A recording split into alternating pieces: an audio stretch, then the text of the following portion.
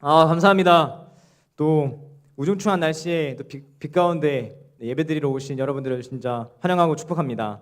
오늘은 전도사님이 이 굿즈를 선물해 줄 수 있는 사람들이라는 설교 제목으로 같이 말씀을 나눠보려고 합니다. 지금 여기에는 모태신앙, 또 교회를 오래 다닌 사람들, 또 교회를 최근에 나오게 된 사람들이 있을 거예요. 그래서 여러분들에게 한 가지 이렇게 질문을 드리고 싶습니다. 여러분들이 생각하는 교회란 어떤 곳입니까? 분명히 누군가는 간식을 주는 곳이에요 라고 생각하는 사람들도 있을 것이고, 누구는 이렇게 가야 되니까 엄마 따라 가야 되는 곳인 사람들도 있겠고, 또 전도사님을 보러 온 사람들은 있겠죠? 전도사님을 보러 온 사람들도 있을 거라 생각합니다.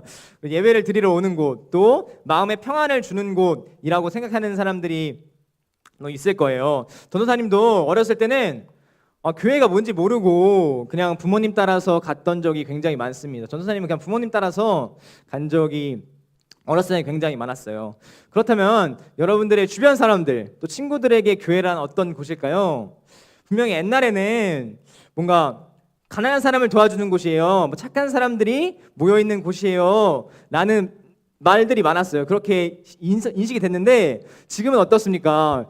신천지 때문에 코로나를 조심해야 되고, 또 비리가 있고 막 안 좋은 얘기들, 안 좋은 시선을 받고 있는 것이 지금 현재 교회의 모습입니다. 그렇다면 계속 싸우고 뭔가 어렵고 안 좋은 시선들이 있는 그런 교회가 진정한 교회일까요? 법적 싸움이 가장 많은 단체가 바로 이 교회라고 합니다. 그렇게 많이 싸우고 뭔가 다투고 이런 곳이 과연 교회일까요?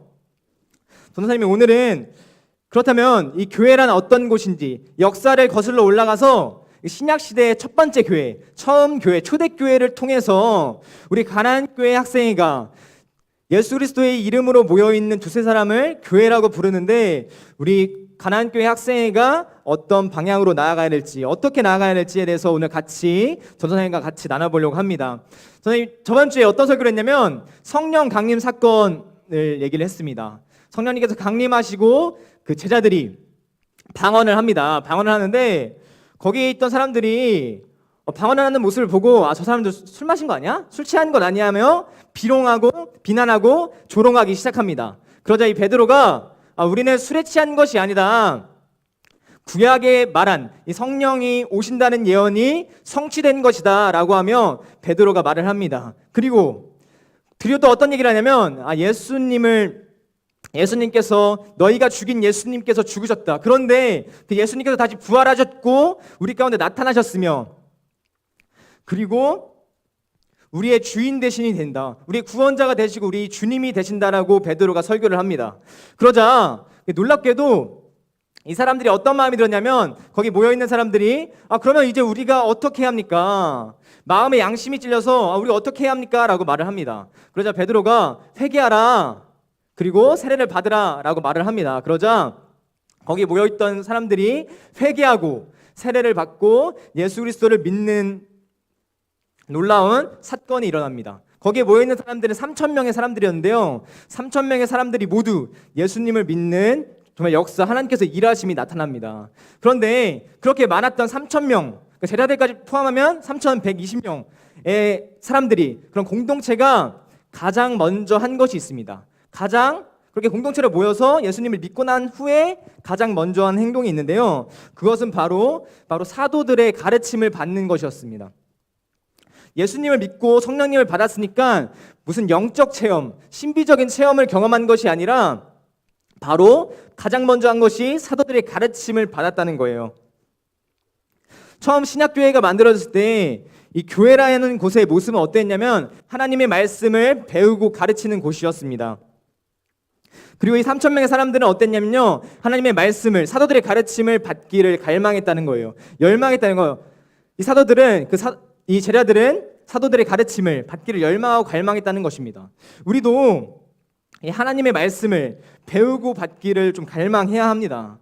그리고 배우려고 해야 합니다. 세상에서도 배우려고 하지 않으면 아무리 유명한 이지영 선생님, 최태성 선생님, 그리고 설민석 강사님, 이렇게 온다고 할지라도 우리가 무엇인가를 배우려고 하지 않으면 결코 성적은 받을 수 없습니다. 결코 좋은 대학에 가지 못합니다.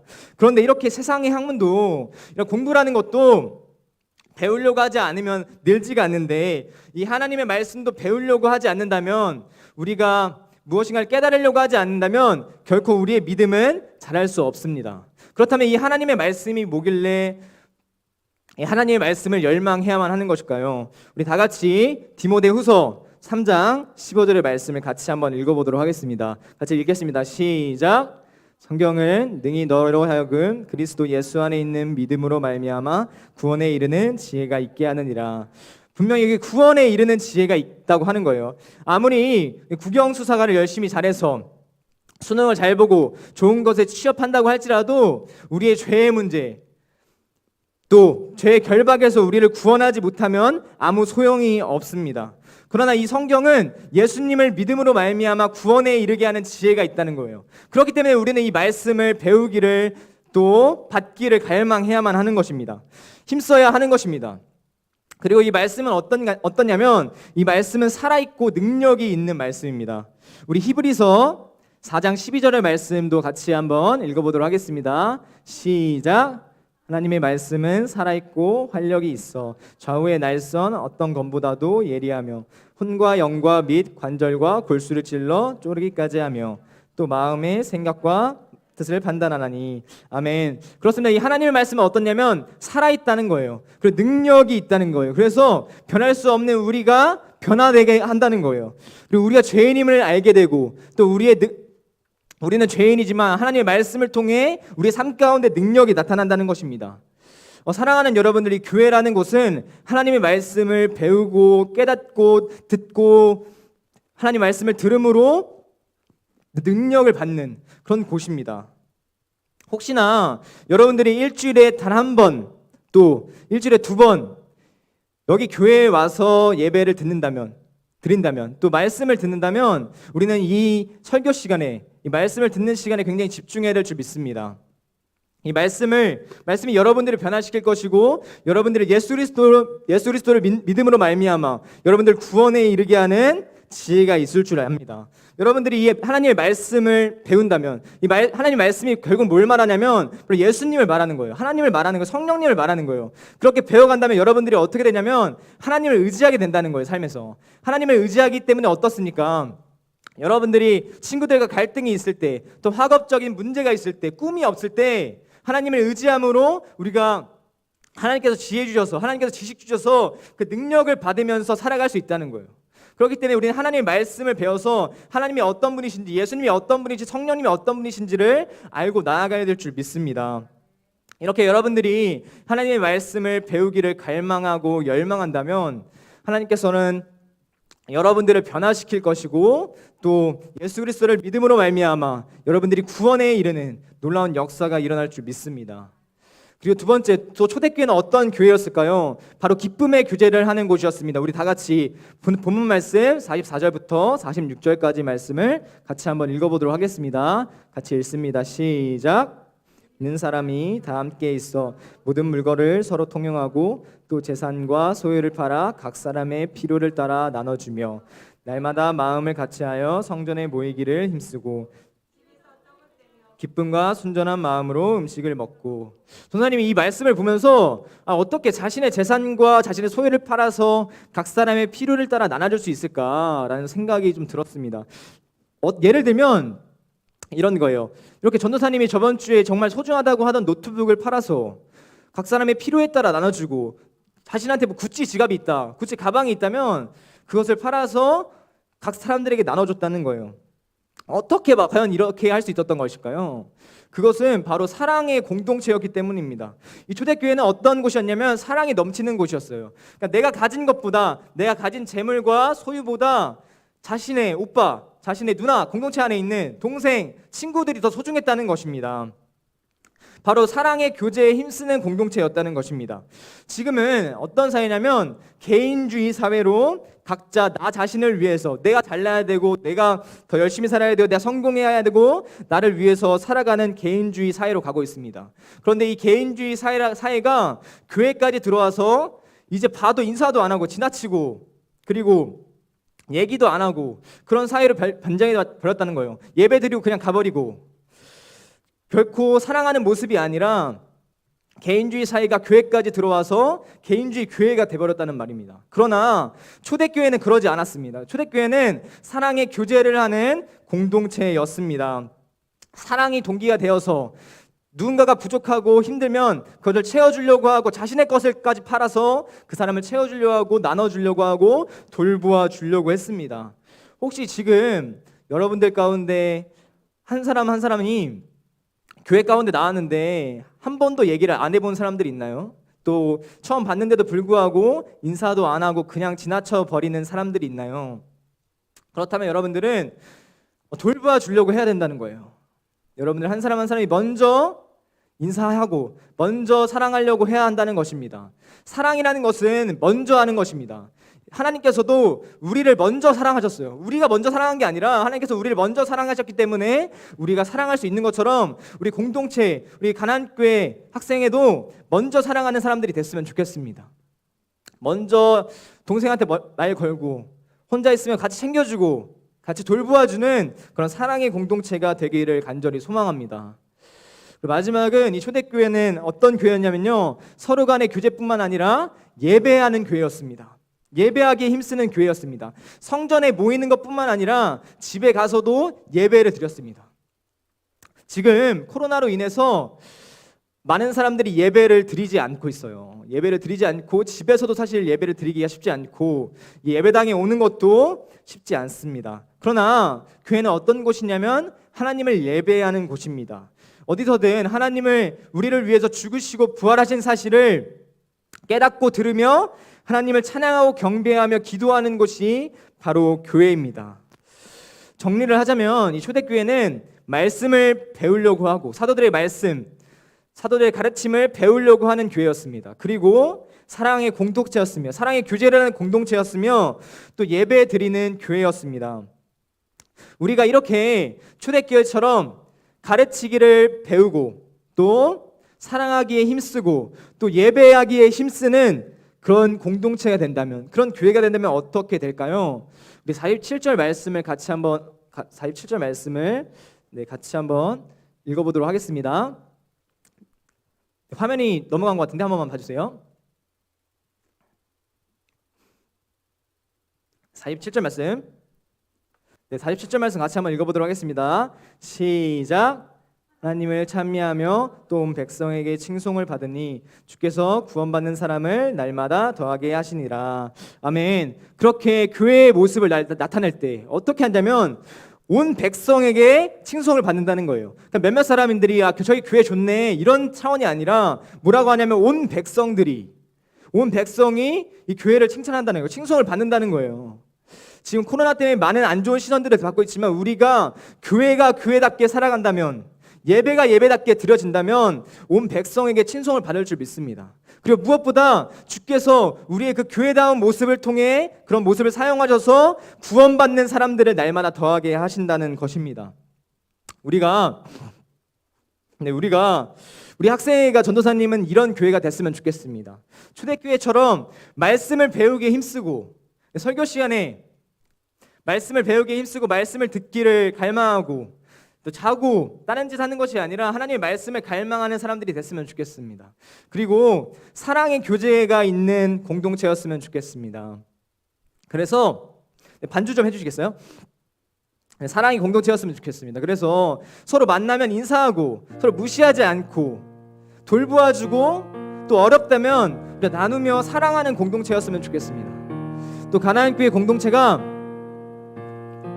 어떤 공동체였으면 좋겠냐면 예배를 사모하는 공동체였으면 좋겠습니다. 아무리 비가 와고 아무리 환경이 좋지 않더라도 하나님을 예배하러 이 자리 가운데 나와 하나님을 예배하는, 아무리 피곤하고 아무리 졸려도 하나님을 예배하는 그 열망을 가지고 하나님 말씀을 배우기를 열망하는 그 마음을 가지고 예배하는 공동체였으면 좋겠습니다. 우리 다 같이 우리를 사용하소서라는 같이 찬양 불렀으면 좋겠습니다. 우리 같이 찬양하도록 하겠습니다.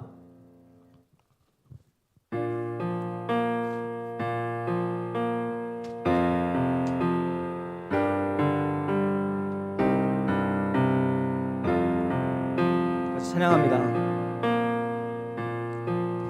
우리에겐 소원이 하나 있네. 주님 다시 오실 그날까지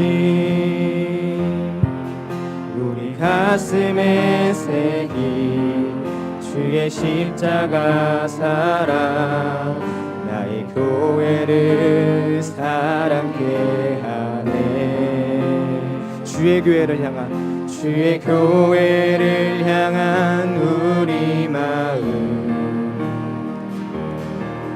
희생과 포기와 가난과 고난 하물며 죽음조차 우릴 막을 수 없네. 우리 교회는 이 땅의 희망 교회를 교회되게 예배되게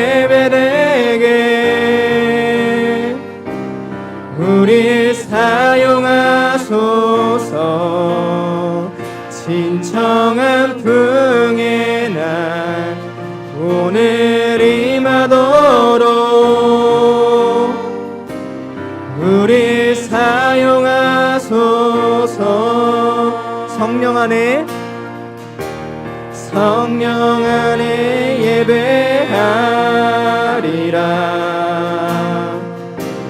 자유의 마음으로 사랑으로 사역하리라.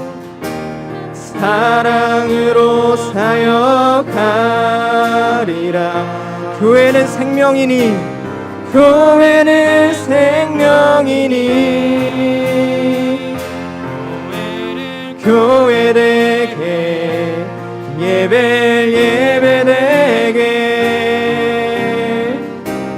우릴 사용하소서.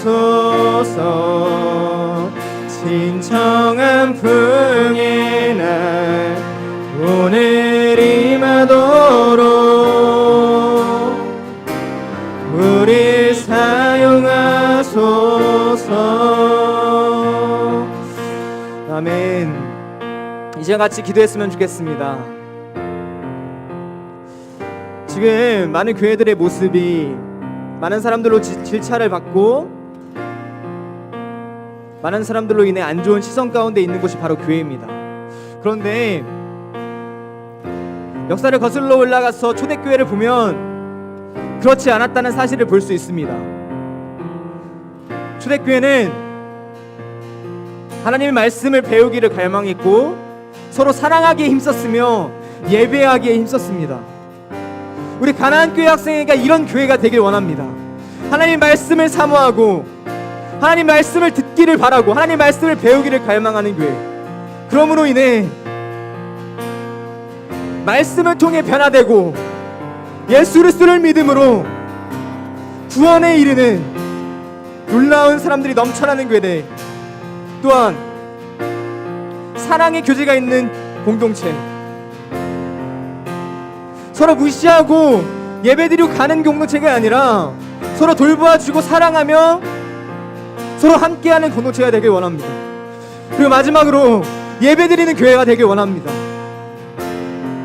아무리 어려운 힘든 상황 가운데서도 하나님께 예배드리러 찾아오는 자들, 하나님을 찬미하고 하나님께 기도하러 나아오는 자들을 하나님께서 사용하실 줄 믿습니다. 우리 가나안교회 학생회가 이런 교회 되게 해달라고, 또한 우리 교회를 통해 우리 학생회를 통해 날마다 구원받는 사람들이 증가하고 온 백성에게 칭송받는 그런 공동체 학생회 되게 해달라고 우리 이 시간 같이 기도했으면 좋겠습니다. 같이 기도하며 나아갑니다. 하나님 아버지, 기도하며 나아갑니다. 하나님,